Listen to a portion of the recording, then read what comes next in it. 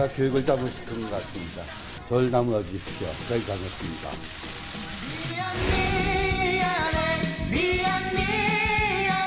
여러분들께 심려를 드려 진심으로 사과드립니다.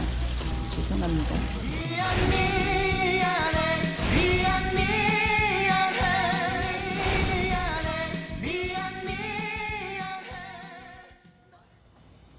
자, 2%가 아닌 98%가 부족했던 저 사과에 대해서 자세히 한번 짚어보겠습니다. 다른 기업에서는 위기가 왔을 때 정석으로 돌파를 해서 제대로 사과하고 수습한 경우들이 많이 있는데 비교해서 한번 살펴보도록 하겠습니다. 자, 박성원 논설위원. 네. 먼저 오늘 아침에 조간신문을 봤더니 대한항공이다 이렇게 네. 사과문을 또 게재를 했습니다. 네네. 그 내용 좀 설명해 주시죠.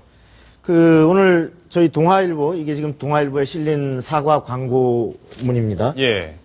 저희뿐만 아니라 도하 모든 신문에 다 이렇게 실렸는데, 여기 보면 이제 큰 글씨로 그 어떤 사죄의 말씀도 부족하다는 것을 절감하고 있습니다. 이렇게 크게 돼 있고, 시작이 최근 대한항공의 일들로 국민 여러분께 그 형용할 수 없는 실망감을 안겨드렸습니다. 이렇게 예. 시작을 해서 마지막에 끝나는 게 새로운 대한항공이 되겠습니다. 그래서 대한항공 이 명의로 예. 되어 있습니다. 자, 그러면 네. 지금 대한항공이 사과를 또 한 거네요. 결과적으로는. 그렇습니다.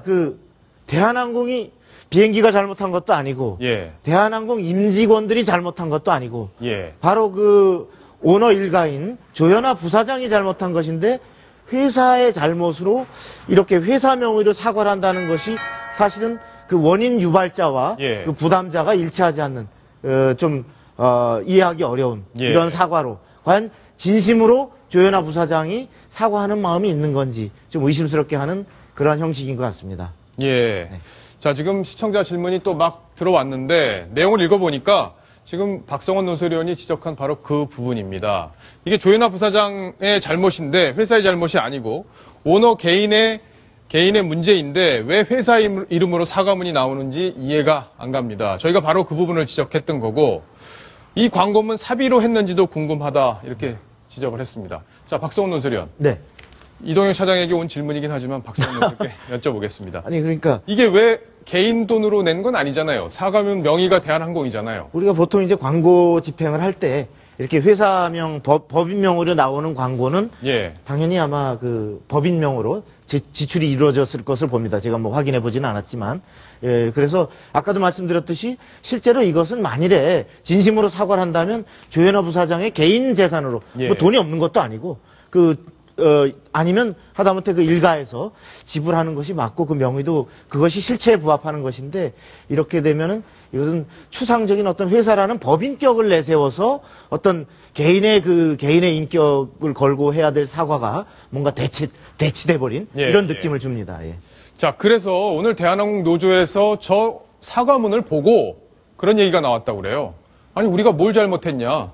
조현아 부사장만 잘하면 되는데 왜 우리까지 걸고 넘어지냐 이런 얘기가 나왔다고 하는데 자 이동희 차장 네. 그동안에 나왔던 그 사과 내용들 부족했던 우리 국민들의 마음을 더 답답하게 만들었던 그 사과 내용들을 좀 정리를 해 주시죠. 예, 맨 처음에 대한항공에서 내놨던 이야기들은 처음에는 무리를 빚어서 죄송하다라는 말로 시작을 했지만 이 조현아 전 부사장의 지적, 승무원의 잘못, 매뉴얼에 대한 숙지 여부를 지적했던 것은 잘한 일이다라는 식으로 예. 이렇게 설명을 해서 국민적인 공감을 또 샀고요. 공부를 샀죠. 조현아 이 부사장이 퇴진을 결정을 하지만 등기이사에서 물러나지 않았고 계열사 임원직도 유지했고 조금 전에 말씀드렸던 것처럼 정석학원 이사직은 지금도 유지를 하고 있거든요. 예. 거기에다 마지막으로 또 얘기할 수 있는 것은 함께 탔던 이 1등석 승객에게 사과한다라고 하면서 아주 유치해 보이는 이 선물을 주면서 사과 잘 받았다고 좀 해주세요 라고 부탁한 이야기까지 만천하에 드러났기 때문에 이 대한항공의 사과 방식 아마 이거 상당한 기간 동안 길이길이 남을 것 같습니다. 예. 자, 윤정혜 기자가 좀 설명을 좀 해주셔야 될 텐데 네. 지금 다른 기업에서도 이렇게 잘못하는 경우가 많이 있어요. 기업하다 보면 그런 일이 벌어지거든요. 네. 보통 어떻게 수습을 합니까? 네, 지난 2011년에 있었던 사건으로 좀 얘기를 해드릴게요. 예. 당시에 한복 디자이너 이혜순 씨가 신라 호텔에 있는 레스토랑을 찾았다가 출입이 금지가 됩니다. 아, 왜 예. 거부가 당하는데요? 왜냐하면 한복을 입고 있었다. 그게 이유였습니다. 그러니까 한복을 입고서는 신라 호텔도 못 들어가냐 해서 굉장히 국민적인 분노가 많이 커졌었는데요. 예, 그랬죠. 당시에 이 신라 호텔 측의 대응은 아주 발빨랐습니다. 일단은 이 한복 금지령을 바로 해제를 했고요. 또 사과문도 게재를 했습니다. 그리고 오너 일가인 이부진 부사장이 직접 이혜순 디자이너를 찾아가서 직접 얼굴을 보고 사과를 했다고 해요. 그러니까 잘못이 있을 때는 바로 인정을 하고 빠르게 사과를 하는 것이 이 국민적인 분노를 최소화시키는 아주 좋은 방법인 것 같습니다. 예, 빠른 사과. 제일 중요한 거는 인정이죠, 인정. 그렇죠. 자신이 잘못한 걸 인정하는 건데, 이렇게 이부진 사장의 경우에는 직접 가서 사과도 하고 다 수습을 해서 국민 여론을 오히려 좋게 만든 측면도 있었습니다. 그런 것 우리가 한번 교훈으로 삼아야 될 부분이 아닌가 싶습니다. 자, 박성훈 논술위원도 정리를 해주시죠. 네. 사과는 말 그대로 사과의 진심이 전달이 돼야 되는 겁니다. 예. 예, 우리가 가까이 지난번 대리기사 폭행 사건, 우리 전국을 아주 후끈하게 세월호 막판을 달궜던 김현 의원의 새정치민주연합 김현 의원의 대리기사 폭행 사건 때 어땠습니까?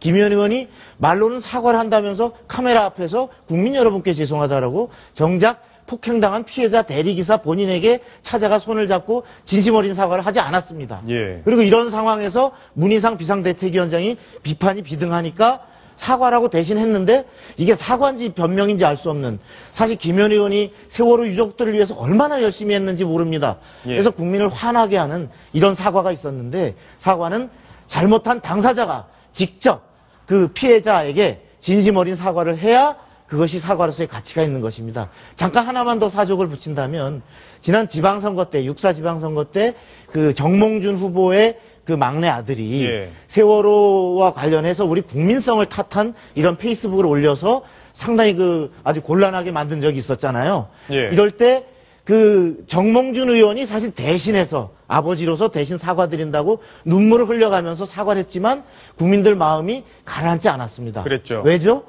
잘못을 한 당사자가 비록 재수하는 나이의 연령이라고 하지만 본인이 페이스북을 통해서라도 국민 여러분께 상처를 드려 죄송하다라고 했으면 예. 달라졌을 겁니다. 예. 예, 사과에는 진심이 담겨야 된다. 이런 지적까지 정리를 해봤습니다. 자, 이번 소식 여기까지 마무리를 하겠습니다.